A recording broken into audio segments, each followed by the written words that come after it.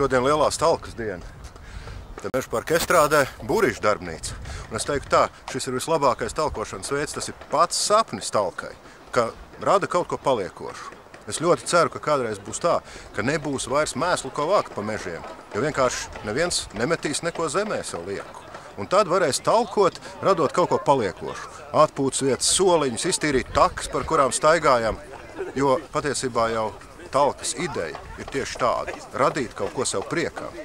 Un sakopts mežs, savācot kāda cita izmestos atkritumus, patiešām rada jau prieku, bet tas tāds prieks ar rūgtumu, apzinoties to, ka ļoti daudz cilvēku tomēr neprot šajā pasaulē dzīvot.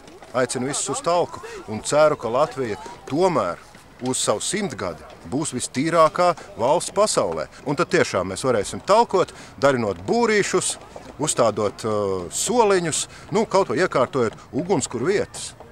Un tad Latvijā dzīvot būs patiešām patīkami, ne tikai man, jums arī, es ticu.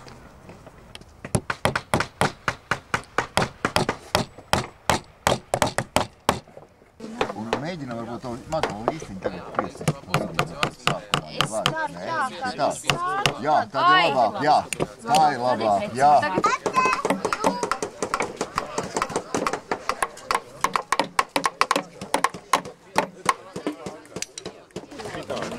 Šitas nav. Nav jāliek. Te jau ir iekšā īsti. Šitas ne? Nav iekšā. Ir iekšā īsti.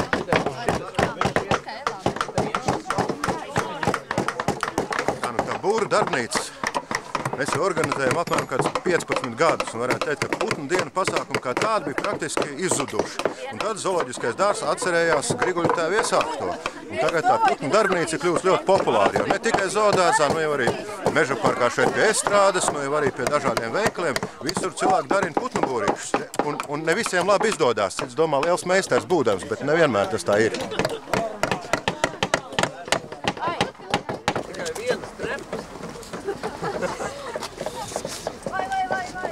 Patiesībā jau drusku tā ir tāda nabadzības apliecība, putnu būrīši.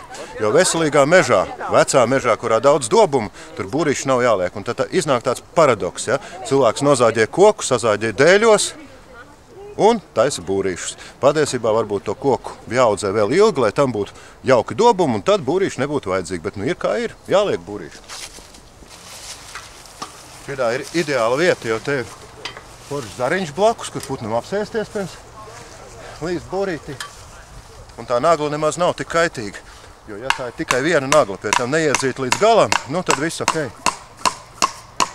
Līdz galam neiedzen, ja? Bišķi atstāt. Jā. Tad koks vienkārši staigā, augot un nekas tur nevar ļauns notikt. Labāk, ja to būrīt likt kādu 50 metru vienu uz otru, citādāk, protams, var iznākt, ka tur ne visi būrīši būs aizņēmi. Būri uzstāda, tad nākošajā rudenī noteikti tas ir jāiztīra, jo pretējā gadījumā tur būs savāksies vecais materiāls.